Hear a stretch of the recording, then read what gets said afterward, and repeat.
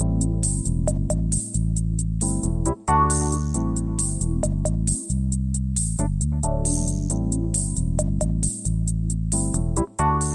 listening to the After the Show movie podcast from ascully.com, your weekly look at movies, video games, and more, brought to you by your hosts, A Scully and Sid Talk.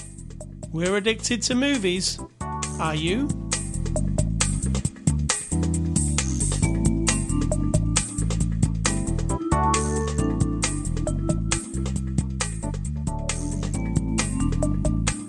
Good evening, Sid Talk. Hello, how are you? I am all right. How are you? I'm good. Did you see I said good evening, but it's not actually evening. Also, it's irrelevant to whenever the person's listening, as I like to say and remind you all the time. That's why I was saying it, so you would say that. So what's the before the after the show discussion? Me trying to get my City Skylines to work because I've probably downloaded some mod things that are crashing it, so I'm just fixing that. Other than that, you were looking up stuff about this movie. Don't buy games if you use mods. You know, PC games. Why not? When you buy, like, the latest pack, like you just did, it all goes to hell. It happened to me on my truck game. It happened to me on did GTA. It? Yeah. My truck game, American Truck Sim, it has Steam Workshop mods, right? So I put the one in where it makes all the petrol stations, like real-life petrol stations, instead of just generic ones. Put the one in that added FedEx trucks and stuff. And then they did an update for a new map, and then all the petrol stations disappeared. Bummer. Because it didn't know how to draw them in, because they'd redesigned them or something. I had to go in the files, and it was a right mess. So I'm kind of a plain vanilla type player now. Not me. It's absolutely no fun to me whatsoever if I can't play with mods, so I might as well give up if it doesn't work. But it always ends up working, so I will figure it out. This is After the Show. We're a movie review podcast. We do a movie review every week, and on Saturday, September the 17th, this is After the Show 754. We're looking at a new movie called Fall. It's a 2022 movie. You can watch it now on streaming. It's rated PG-13. It's from our friends at Lionsgate. Sid Talk, give us a synopsis of the movie Fall. Well, a singular spot where some people are in danger because of some very bad choices. And the name kind of tells you, spoiler, somebody's going to fall. Is it about the season after summer? It is not. No? It's not a seasonal movie? No. So I'll give you the one off the box. It says, best friends Becky and Hunter find themselves at the top of a 2,000-foot radio tower. They find themselves. Yeah, exactly. Hey, hold on. How did we get here? It's not magic. No. Let's review the movie Fall. Sidto, what did you think? It was okay. I feel like when I have the urge to constantly not really be paying attention, which is rare. I mean, it's rare in my entire life of watching movies. It's very rare. And I literally wanted to pick up my phone like constantly, and I don't have that. I'm an all-in movie person. And this was boring to me a little bit. It had some interesting, a look because like they're up on this tower and, you're thinking, oh God, like, imagining yourself on a tall thing. I've been on some tall things in my life. Let's explain why they go up on a tower. Oh, yeah. Well, because one of them's a YouTuber and she does dangerous shit. We established in the beginning they're rock climbing people. Very professional at it, apparently, because the one doesn't use any cables even. She's kind of a hot shot. And then, sadly, one of them's husband, grab back to the title of the movie, falls. Fast forward a year when the friend wants to get the friend with the dead husband to climb back on the climbing horse again and tells we're going to go up this tower. So they go out to the desert, they climb up this tower, and I know it's really shocking, but it's super dangerous and super stupid. Yes. And therefore they find themselves in peril. Yeah, exactly. So I really quite enjoyed the movie, but I'm kind of a sucker for movies that take place in one area. So I like danger and The Shallows with Blake Lively is a very specific. It's exactly this movie, except that has a shark. Another Lionsgate movie, I believe. Or maybe not. The Shallows with Blake Lively, I really like that one. And she's basically stuck on one of those is it called a buoy? Buoy. We call it a buoy. Some people call it a buoy. Buoy. A bouncy, floaty thing in the ocean. Yeah, she's stuck on one of them for 45 minutes of the movie. So let's examine. Person, character, does a thing. They end up on a pinpoint of a place on the planet. They cannot escape. They cannot move off of that spot. And there is imminent danger. Yeah, and heights are pretty scary, I find. Especially like this, where they're on this tiny little platform. If you walk forward or back, you fall 2,000 feet. They can't sleep on it. It's just hard to be on that little platform, right?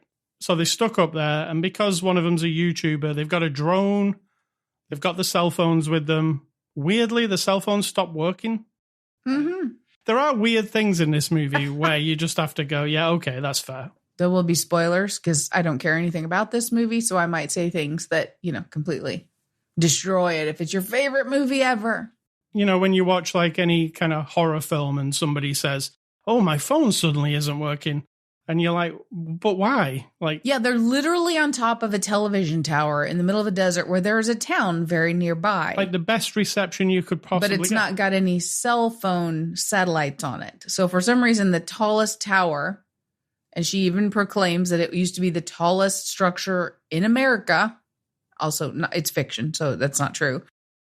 Is not being utilized. Yes, we established very quickly that it's rusting, the bolts are falling out. It's condemned, basically. Yes. They go up there, the cell phones don't work. I was into them going up there, but then when the cell phones didn't work, I'm like, oh, that's like a bogus cabin in the woods kind of thing. Because of course the cell phones, they suddenly stop working when you climb a pole. I would think they would work just fine. But there's lots of conveniences to make things more dangerous throughout the movie. It's kind of structured in this way and it's to give you a break every now and then. So there's some major peril and then there's some sitting around talking because they are on this tiny little platform.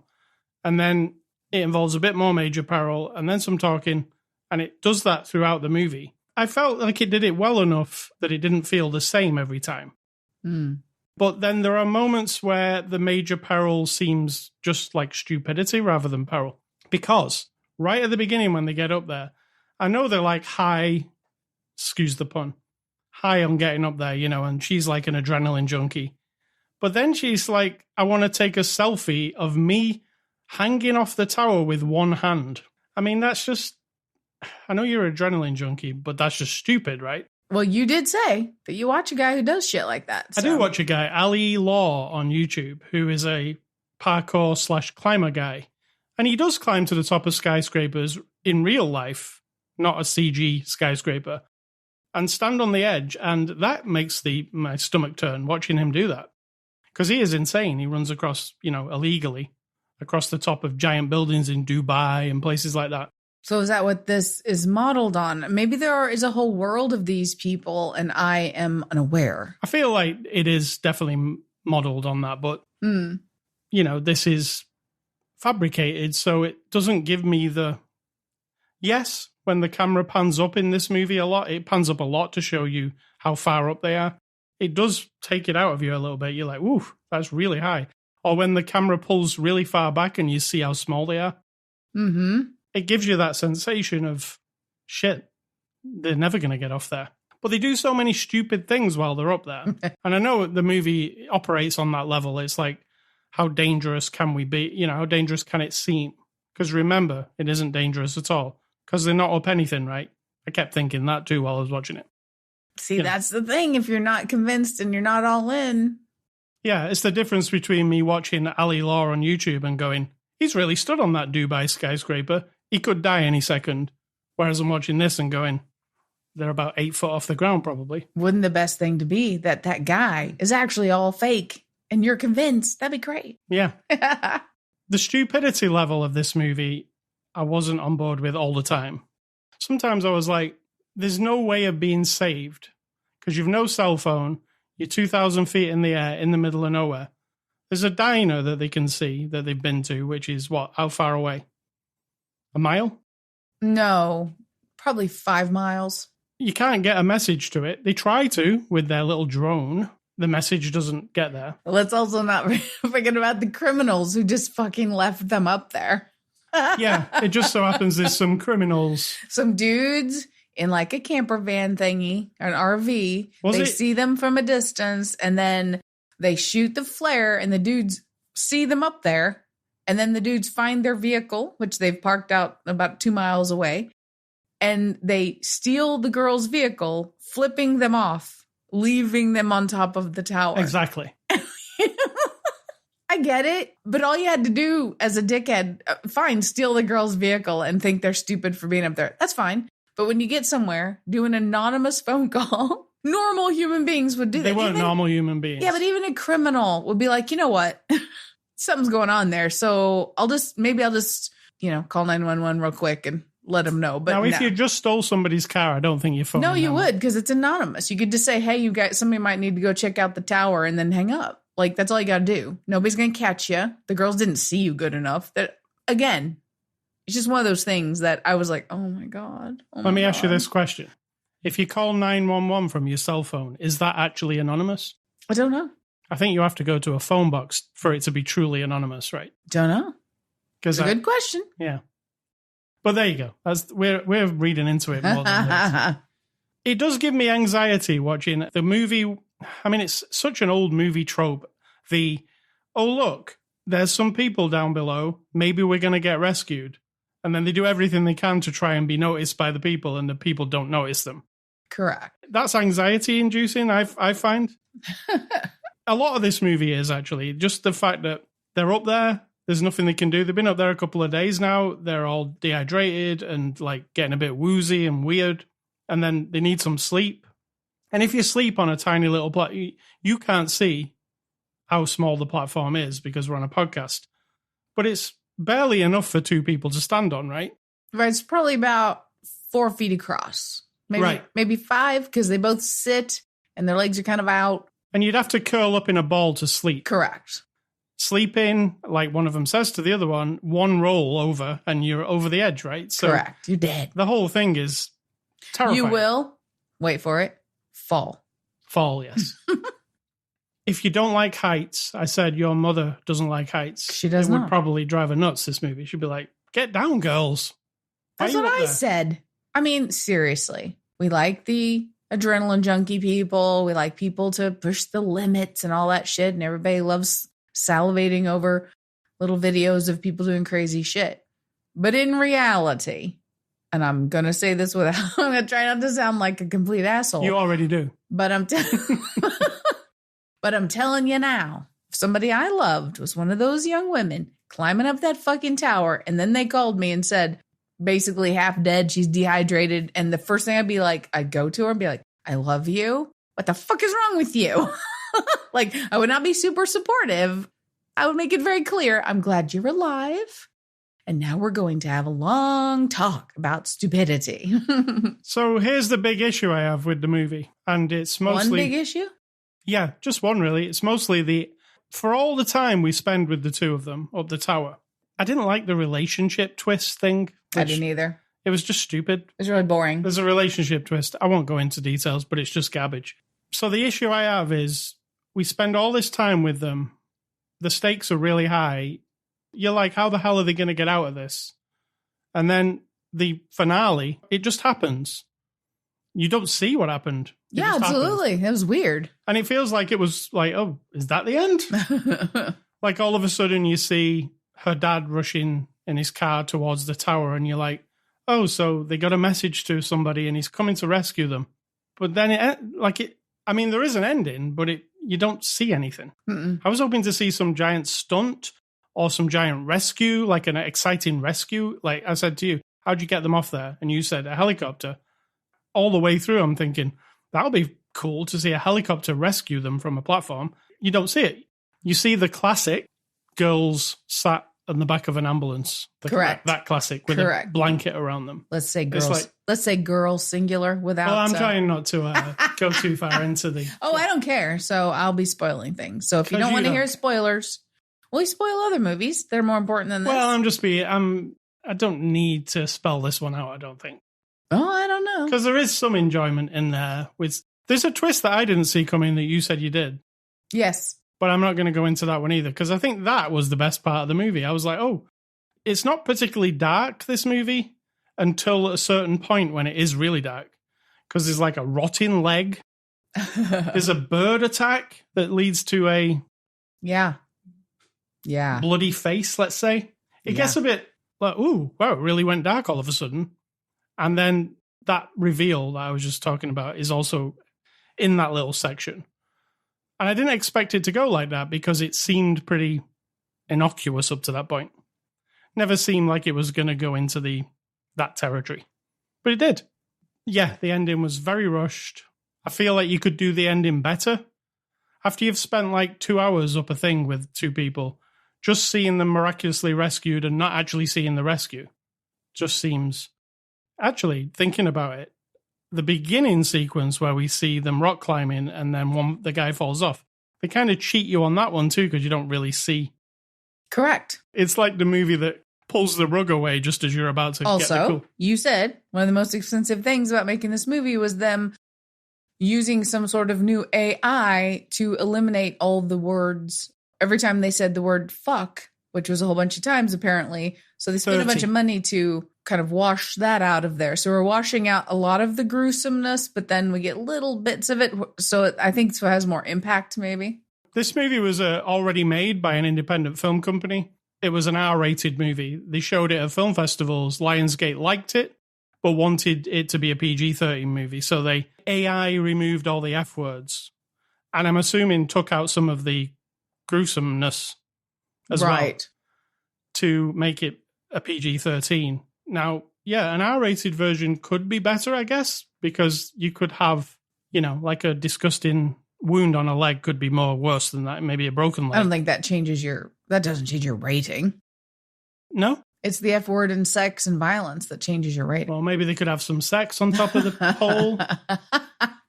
Sex with the pole? I don't know. Oh, my. They do play cherry pie when they're up there. And they do liken the top of the pole to a pole dance. At one point. It's still not going to change your rating. Which is very strange. I enjoyed it while it was on. Let me say that. Okay. And it was 1 hour and 47 minutes. And while it was on, I was kind of on the edge of my seat because I didn't know what was going to happen to him. In my perfect vision of the movie, they both die. Oh my goodness. That's a dark twist. And they should have took parachutes up. And food. Just in case. I know, they didn't know that it was going to fall apart, though, I guess. It doesn't matter. Because, I said, we're old, and we're not, these two people are supposed to be, I guess, in their maybe mid-20s-ish. And I get it. There are lots of adrenaline junkies in the world. People do crazy stuff. That's how rock climbing's invented, right? People climbing up rock faces. I mean, people die from that, and it's still exciting. People jump out of airplanes. We literally jump out of airplanes, and people die from that too. So I get it. But the level of trying to sell us on the idea that this level of unpreparedness from this character who they're trying to pull her off as sort of she does know all the safety stuff. The friend who tries to encourage her friend to come climb the tower, right? The kind of wild one. She does bring up safety issues and how to do things and blah, blah, blah. But she also is the one that says, we don't need food and we don't need extra water and we don't need this and that and the other. It just didn't make any sense. This, that, and the other includes, I don't, personally, me, the blonde girl, I don't need climbing shoes. I'll just wear some Chucks. True. Which is idiot. That's another. I was assuming that was because she wanted to look cool on Instagram or whatever she was on about. Yeah. Because she even wears a push-up bra, so she's got more. If my boobs are up, then I'll sell more views or whatever. So there's that element to it. This is another element that bugs me in any movie, and it did it in this movie. When we look through a cell phone nowadays, the footage that comes out of it is as good as a movie, right? Why do we have to put all those lines on cell phone footage so it looks like it was from 1982? I didn't see a lot of lines. It just looked fuzzy. It was interlaced. The whole video, when you're looking through it was like an old CRT TV where you have the lines. See, now you're starting to pick on it. So they use an interlace filter to show you that we're looking through a cell phone. But a cell phone would look as good as the movie these days. Come on. They're both using iPhones. They also use the drone. Here's another thing. Don't follow this movie and they do this trick, life hack, she calls it. Yeah. If you can't find somewhere to plug your cell phone in, just take your cell phone charger, take a bulb out of the lamp in the restaurant, and just jam the charger into the contacts. And that's fine. Just do that. Now, I can tell you, I watch Electro Boom on YouTube, and he tests electrical things. And he did a whole episode on jamming your cell phone charger into a light socket. And it doesn't end well. His whole arm is black when he's finished with it. So don't do that. This movie kind of tells you to do that twice. Don't do it. I mean, you and I know not to do it. This movie is telling you to do a lot of things that you should never do. Climbing towers, shouldn't do it. No, it's telling you and I this. What other people might hear or see is like, oh, fuck yeah, I can climb that tower, but I know I'll take some food and I'll tell people where I'm going and I'll take a satellite phone and I'll leave my friend down below and we'll be fine. We'll be fine. It'll be great because, oh my God, imagine me getting up on top there and shooting out a selfie to everybody. So that's what it's saying to some people. Yeah. Here's how you can do it safely. And here's how you do it dangerous. It even has a little speech at the end. The speech is literally telling you to go and do mad shit because you only live once, kind of thing. Correct. And I'm like, well, this is very irresponsible. It's telling you to jam things into electrical sockets and go and do anything because you don't live very long, so go and do weird shit. Exactly. Because that's the whole point of the movie. I don't disagree with the concept of live your life.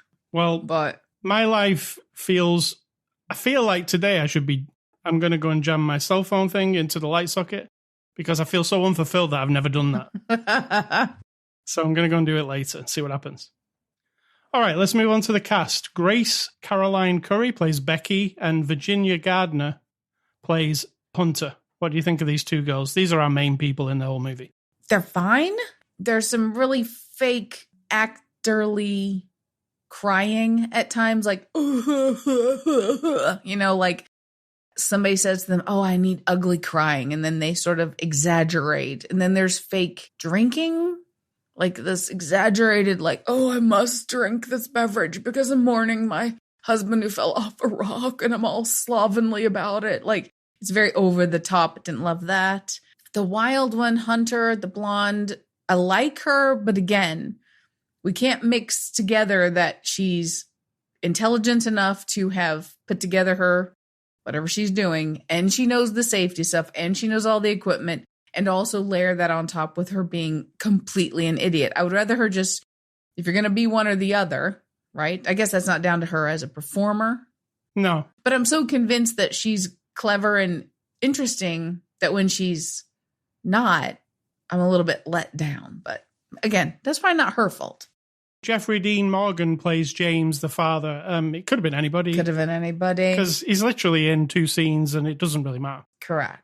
So having Negan as a father doesn't... I only see Negan now with him. He can just be anything and he'd just be Negan, right? You're probably not the only one. Directed by Scott Mann, who directed a movie called Final Score, which I do not know. What do you think of directing here? I mean, it's fine. It's very... I think it looks pretty good. It does look good. It's trying to be interesting looking, but I feel like they're getting those directions. Like I said, like, oh, I need ugly crying. Oh, I need super enthusiasm, or it just seemed a little shallow at times. Their performances. And I feel like that's down to the director sometimes. And then the pace of it, like you said, we get there and then we are with them the entire climb. They climb all the way up, not like in real time, and then we're on this thing with them for like 3 or 4 days. Yeah. Just the whole time. And then bing, we're done.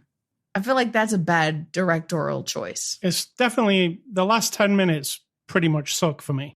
No. Because I was like, I wanted a satisfying conclusion, but it was just kind of garbage. It kind of fizzled out like they didn't know what to do. Like, what do we do? Do we rescue them? Do we have them die? Well, let's do a combination of it all, but let's not show you it. That's the way to do it. No, it isn't. All right, IMDb reviews. What are those? Those are reviews on IMDb where I can understand when someone might be motivated to go give a movie a 1 star. And you like to read them. First person says, 1 out of 10, best movie ever. What? He says, I'm a passionate climber and I love to watch any movie that contains climbing, and oh boy, does this movie not disappoint. It's movie gold, 1 out of 10. The first climbing scene on the cliff face was realistic, and it just goes on to be as realistic as possible. I would definitely give this a 1 out of 10. Wait a minute. It's just a weird reverse I don't psychology. think I understand. I think, okay, here, I'm going to interject here. Because at my job, there's a mishmash of surveys and writing things and all this other bullshit in the modern world. And sometimes 1 out of 5 is the most important or the best, and 5 is the worst or 10. So if this person thinks a 1 is like, it's number 1, I get it's you. number 1. Yeah. And that 10 is like the lowest down. That can I can understand how a person might get flipped around unless they're being completely sarcastic. All right, I'll read this one exactly as it's written. It won't make much sense, but this is how it's written. I really like this movie hobby. If you like challenge and afraid of height, it's worth it, especially when you focus on the fear and the expression. I feel like it has early minutes where it's not good enough, girl. You better get the good actress for Through the Pain so we, the audience, can feel the stress. Then I suggest my mind for Keep Watching, because I kind of like this but this movie just badly. So many missed at many points, no safety. Is that your hobby? You know what to do?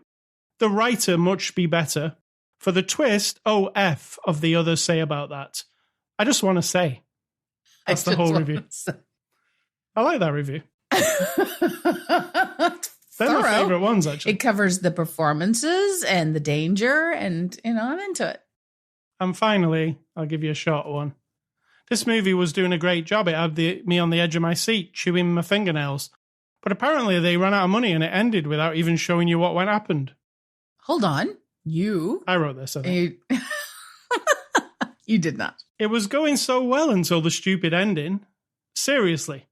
When they were standing on the tiny platform without holding on to anything, I thought, I'm going to have a stroke.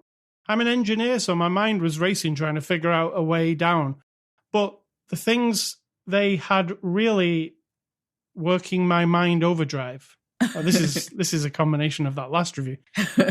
That part was great, but for climbers, they didn't use any of the real options. It reminded me of Redford's movie All Is Lost. He does everything exactly wrong. So there you go. There you go. Those are the people who give it a 1 out of 10. So we're going to give it a score now, and I'm going to give Fall a 5 out of 10. That's really high. I'm going with clinging to a 4 here. I didn't even realize what I was doing. Because it just didn't do it for me, even though, the points I'm giving it are for my low level of entertainment that I had, and that's it. All right. Thank you to Lionsgate for letting us review Fall. Next week, we're going to review the movie Emily the Criminal. So we'll look at that next week. Emily the Criminal, right on. Movie recommendations. I'm going on the theme of fall. I'm going to give you The Shallows with Blake Lively, which I mentioned earlier. And my other favorite trapped kind of movie is Frozen from 2010. Not the Do You Want to Build a Snowman Frozen. The other Frozen. Do you want to build a snowman? It doesn't have to be a snowman. Did you like Frozen?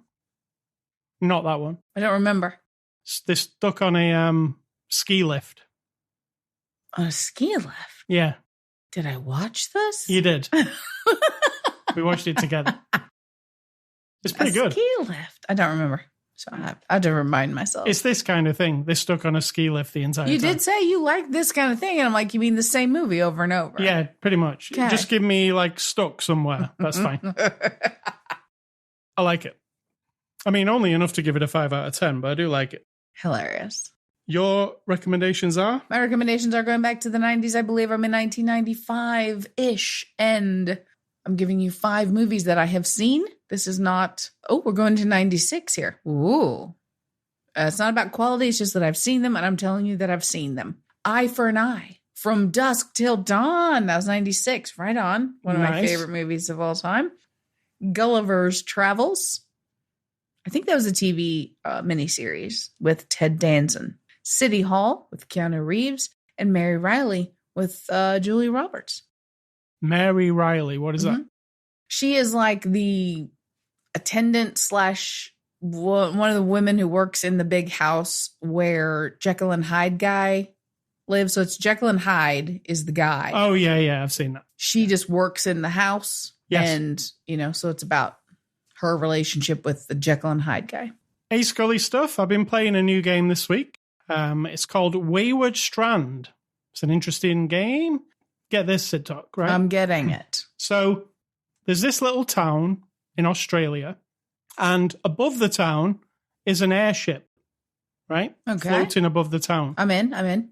And you're a little girl. Your mother is, it turns out the airship that's floating above the town is a hospital. And all the elderly people are in the airship being looked after. And you as the little girl, your mother is the head nurse of the hospital.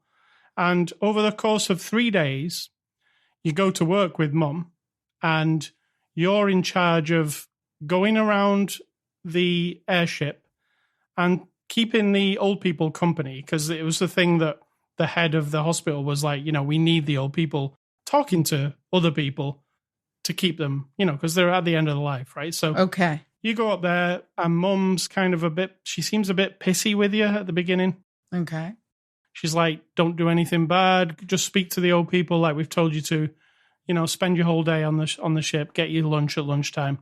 So you go on there and you walk around the airship. It's like a side-on view. So you imagine like... So you're talking about like Hindenburg, kind of an airship. Yes. Okay. Yeah, actually, it's an airship from World War II. Okay. So you're on the airship. It's a hospital. The old people are on there. It's actually quite luxurious, the airship. It's, when you see those like really lush traveling airships from the 40s. And it's got like, really cool furniture and everything. And the old people are being well looked after. And you're going around and you go into each of the old people's rooms and you can talk to them like a Telltale game.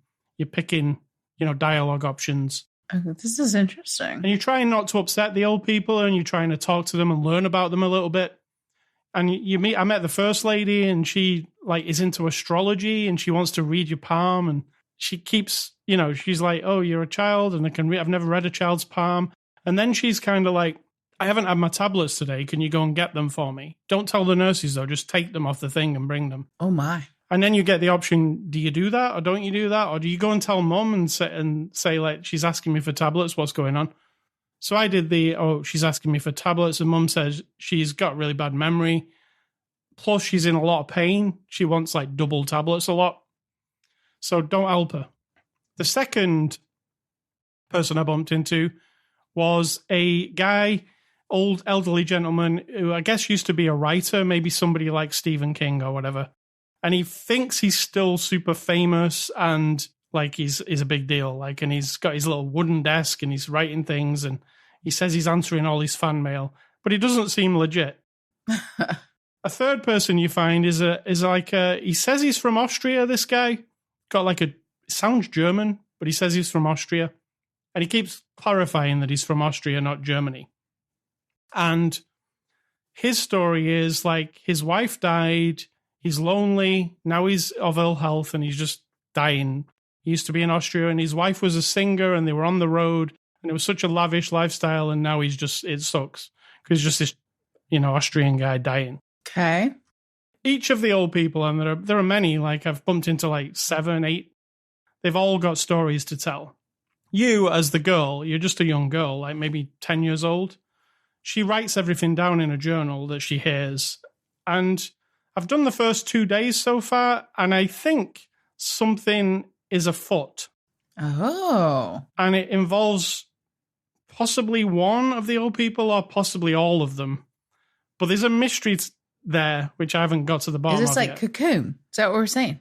I don't know what the mystery is, but a lot of the things that I've been writing in my book are the guy who claims he's from Austria, but he's actually seems like he's German. And he slips up a couple of times, so I think he is German. And then there's a World War II reference and him talking about like being in one of these airships in the war. And then there's the thing of like the little girl says, well, why in the whole of Australia are there no other airships? And my town that we live in has an airship above it. I've never understood that. And nobody has an answer to that. So there's something weird. Now, I don't know how weird it is. I don't know if it's like actually about the war and Nazis and stuff. I don't know. Or about something fantastical, because there's a lady who's an astrologist and she does like weird ceremonies in a room and stuff. She asks me as the little girl to light a load of candles in a room. And then Mum comes in and says, do you realize we're on an airship? Right. Don't light candles in your room. So like this, it's funny. It's funny. It's whimsical. But I feel like there's a really dark secret in the middle of it, which I'm yet to uncover. So Interesting. it's called Wayward Strand. It's on the PS5, PS4, Xbox, PC. What's for dinner, Sid Talk? Subway. Yum. You I have love Subway. determined, although I did see a picture of a pizza on one of our devices around here, and that sounds I like pizza. I like Subway. Oh, any of those. Okay, then it's undetermined. Could be pizza, could be Subway. Subway does sound good, though. I like the Fresh. bread. Yeah. Eat fresh. This is not an advertisement. Don't anybody think that. Did you ask me what my advice is? No. Okay. My advice is middle-age advice. Just putting it out there. It's very specific. If you're going to be driving between 2 and 5 hours on one day. This is very specific. Let's say you're going on a trip, but you're coming back, right? So you're going to be driving between 2 and 5 hours one day, and then you're either going to be coming back the next day or the third day. So one day you go, one day you stay, one day you travel home. You get what I'm saying? Not like a week, not more than 3 days, just go and coming back. Isn't there a shorter way of saying that? No. Just 3 days. Just No. 1 to 3 days. You're going to go and you're going to come back within 1 to 2 days. There you go. All right. Eat prunes while you're driving. Is this elderly? It's middle age. Feels elderly. Eat prunes either the day before or while you're driving and then on your drive home. The reason I say this, and a lot of you know this, some reason you drive a lot and you go someplace different, you don't eat the same food, and you sleep in a hotel or in somebody else's bed, and there's different amounts of liquids. You might drink more alcoholic beverages. Do you hear the experience in my voice informing this advice? And then when you're driving home, by the time you get home, you're going to be constipated. So whether you like them or not, just take a bag of prunes, eat them as you go, and then you'll go. Well, People will never ever be what you want them to be because they don't exist for you. Not your children, not your parents, not your friends, not your spouse, not your coworkers. Let me repeat, not your children, not your parents, not your spouse, not your friends. Nobody is obligated to be who you want them to be. So there's life advice and digestive advice. so yeah, this episode of Elderly Persons Quarterly brought to you by Prunes. and Metamucil. So this is the podcast after the show. You can find it at ascully.com. You can find us on Instagram, Twitter, and Facebook. You can also go to Spotify, iTunes, wherever podcasts are available.